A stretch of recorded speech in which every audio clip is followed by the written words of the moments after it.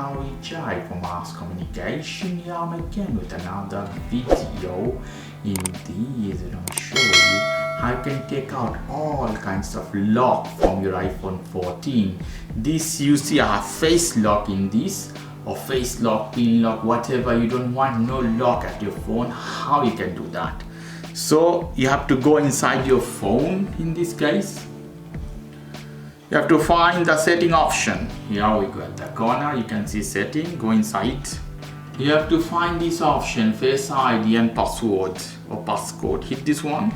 You have to put the password that what you have already. After putting password, you see you have activated this option. Phone unlock is activated. iPhone unlock, if you hit this one here, so you deactivate your face to unlock your iPhone. Here you have this option, turn passcode off. Hit this one, turn off passcode. You have to put your Apple password here. After putting Apple password, they ask you again passcode. The passcode is turned off totally. So I lock my phone. No lock at all. I can unlock easily. Very easy tutorial, guys.